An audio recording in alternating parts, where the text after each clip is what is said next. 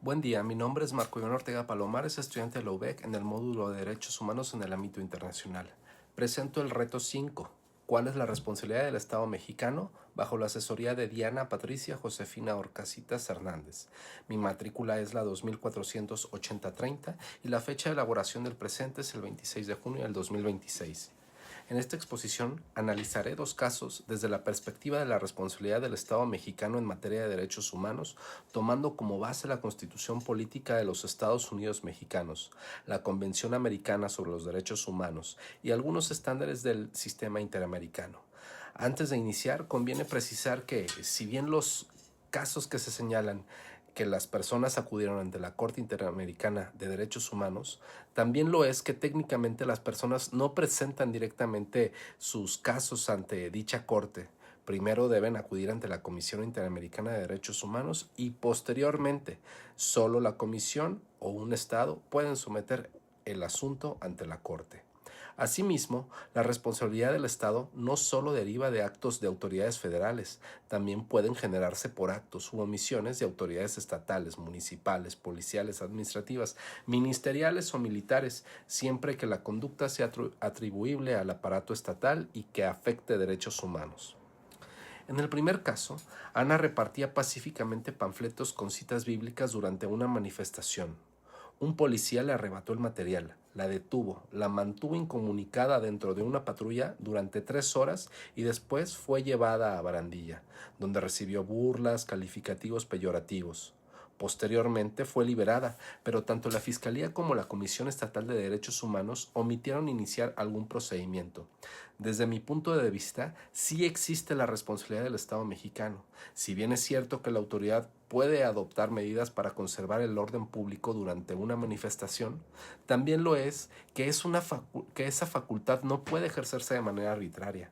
Ana no actuaba con violencia, no llamaba a cometer delitos y no se advierte que en sus panfletos generaran un riesgo real para la seguridad de las personas. En ese sentido, se vulneró su libertad de expresión, pues la Convención Americana reconoce el derecho de toda persona a buscar, recibir, difundir ideas y de toda índole, ya sea oralmente, por escrito o por cualquier otro medio. Por tanto, el contenido bíblico de los panfletos no justificaba que la autoridad impidiera su distribución.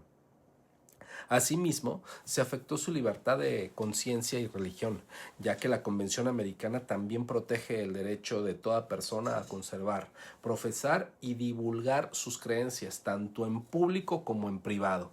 En esa misma lógica, la CNDH ha señalado que la libertad religiosa no se limita a creer internamente, sino que también comprende la posibilidad de manifestar esas creencias dentro de los límites legales. También se actualiza una detención arbitraria. Ana fue privada de la libertad sin que se advirtiera orden de autoridad competente, flagrancia, causa legal suficiente o una falta administrativa debidamente fundada. Además, mantenerla incomunicada dentro de una patrulla y después en barandilla resulta contrario a la libertad personal, al debido proceso y a la seguridad jurídica. Aunado a ello, las burlas y calificativos peyorativos no son un aspecto menor, pues cuando una persona está bajo custodia del Estado, la autoridad tiene un deber reforzado de respetar su dignidad, integridad y seguridad.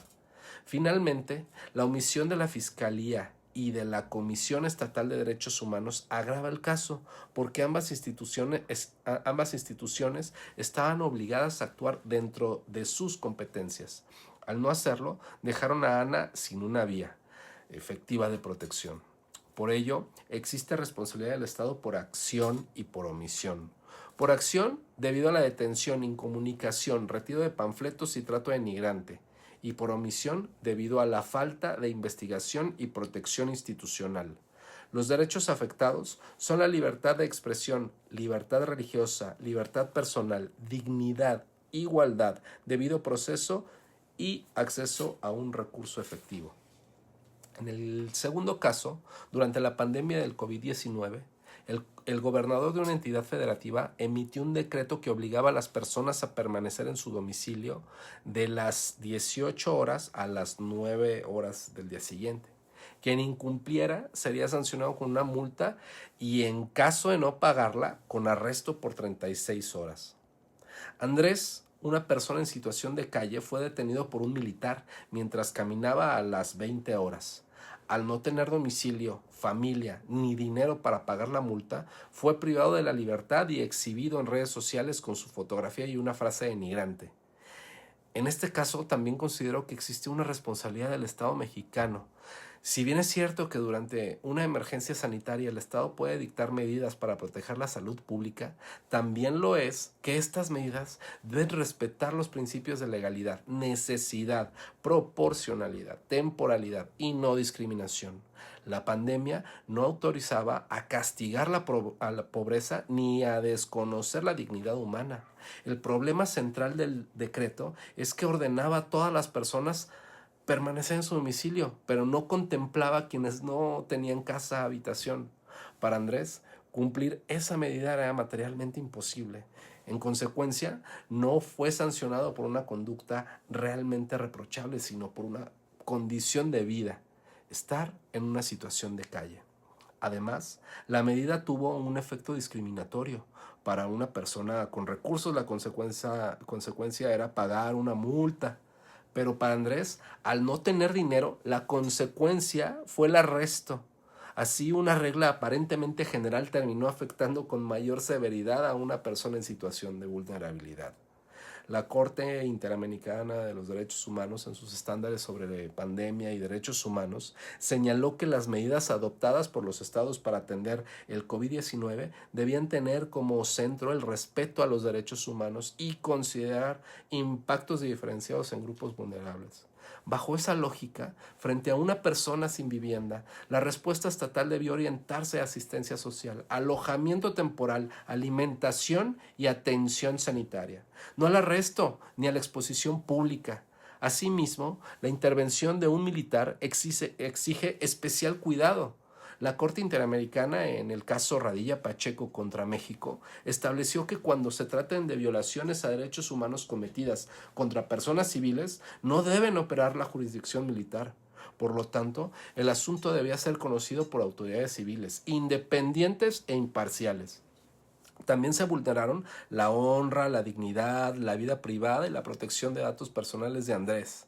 Publicar su fotografía, presentarlo como el primer detenido, acompañado de una expresión ofensiva, no era necesario para proteger la salud pública. Por el contrario, constituyó una forma de estigmatización institucional. En consecuencia, el Estado mexicano sería responsable por emitir y aplicar una medida sin enfoque diferenciado, por detener a una persona que no podía cumplir materialmente el confinamiento, por sustituir la protección social con una respuesta punitiva, por permitir la intervención militar frente a una persona civil y por exponer públicamente a Andrés de forma denigrante.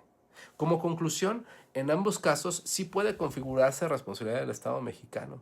En el caso de Ana, porque la autoridad restringió indebidamente su libertad de expresión y libertad religiosa. La privó arbitrariamente de la libertad y omitió investigar los hechos. En el caso de Andrés, porque se aplicó una medida sanitaria sin perspectiva de derechos humanos, castigando la pobreza y exponiendo públicamente a una persona en situación de calle. La idea central es que el Estado pueda perseguir fines legítimos como el orden público o la salud pública. Sin embargo, debe hacerlo mediante medidas legales, razonables, proporcionales y compatibles con la dignidad humana. Por ello, desde una perspectiva constitucional y convencional, la responsabilidad del Estado no se actualiza cuando sus autoridades actúan arbitrariamente, omiten investigar, niegan recursos efectivos o aplican normas generales sin considerar las condiciones reales de las personas más vulnerables. Muchísimas gracias por su atención, que tengan un excelente día.